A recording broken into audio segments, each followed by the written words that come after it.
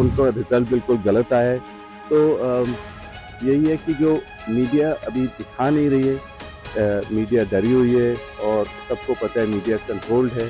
तो जो असल बात है, तो ये काफ़ी सोचने की और घबराने की समय है कि देश में हो क्या रहा है। क्लियर है ही नहीं, फेयर इलेक्शन है ही नहीं। और मेहनत तो करना पड़ेगा कि ये हमें जंग है, आंदोलन करेंगे, लोग जो भी हमारे साथ जुड़ना चाहेंगे जुड़ेंगे और सही स्थिति लाने के लिए हम लड़ते रहेंगे। बार बार कोई भी ये भ्रम फैलाएंगे और लोग इनके झूठ का शिकार होंगे, ये कतई संभव नहीं। इसलिए रॉबर्ट वाड्रा का ये बयान देने के पहले वो आत्मचिंतन करते, हार के लिए वो आत्मचिंतन करते कि हार का क्या कारण है। पर जहां जीते उसका क्या? कर्नाटक में आप जीते हो, कई प्रांतों में आप जीते हो, कई सांसद आपके जीते, उसका क्या? वहां पे चुनाव आयोग ठीक है, और जहां तुम हारे हो वहां चुनाव आयोग गलत है। तो स्पष्ट रूप से कह दो कि जहां जहां पर तुम्हारी सरकार है वहां पे चुनाव आयोग की क्या धांधली है। क्योंकि आज अगर हम जीत जाते ना, तो राहुल के लिए बोलते कि अब यही प्रधानमंत्री बनने वाले हैं कुछ ही समय में।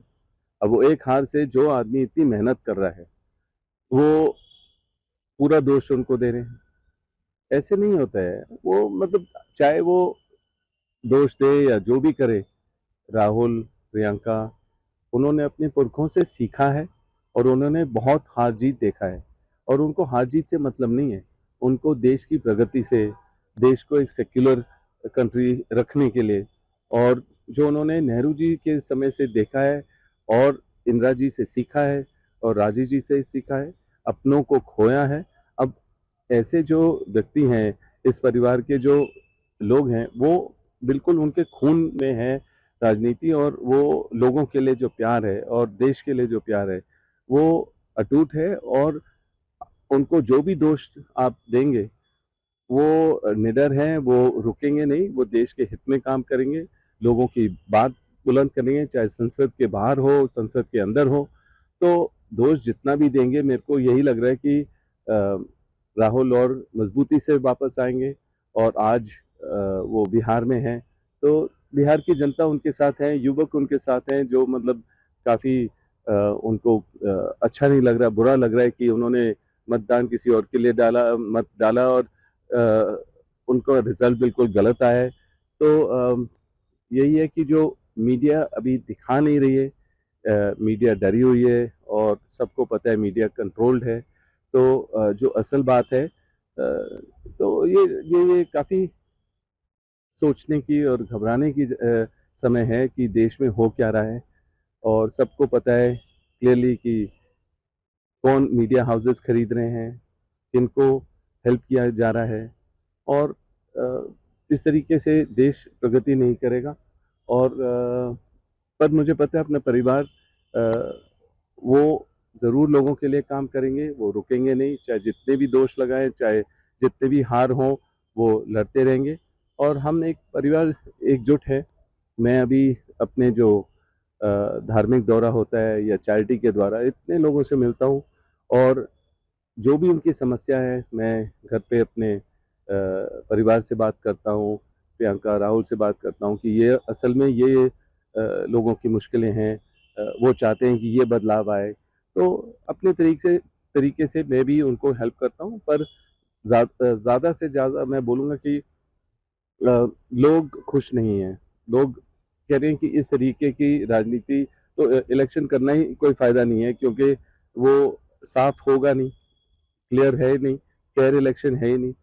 ये और मेहनत तो करना पड़ेगा कि ये हमें जंग है, आंदोलन करेंगे, लोग जो भी हमारे साथ जुड़ना चाहेंगे जुड़ेंगे और सही स्थिति लाने के लिए हम लड़ते रहेंगे। ये वही श्रीमान रॉबर्ट वाड्रा है कि जब भी कांग्रेस की सरकार आती है तो सबसे लाभान्वित होने वाले यही रॉबर्ट वाड्रा है। करोड़ों रुपए के हेरा फेरी में इन पर अभी भी ईडी और सीबीआई के कई मामले दर्ज हैं। क्या रॉबर्ट वाड्रा संविधान भूल गए? डॉक्टर बाबा साहब अंबेडकर जी ने दिया हुआ ये पवित्र संविधान है। आपका ये कहना कि दोबारा चुनाव लो, ये सीधे तौर पे संविधान का अवमान है। और किस लिए लो? आप हारे इस कारण, और जहां पर जीते हैं वहां पे क्या करें? कैसी ये दोगुनी बातें कर रहे हैं?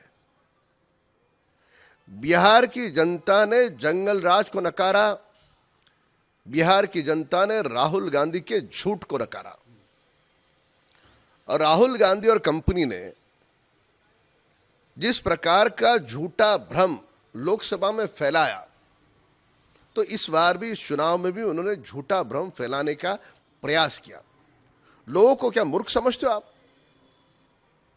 बार बार कोई भी ये भ्रम फैलाएंगे और लोग इनके झूठ का शिकार होंगे? ये कतई संभव नहीं है।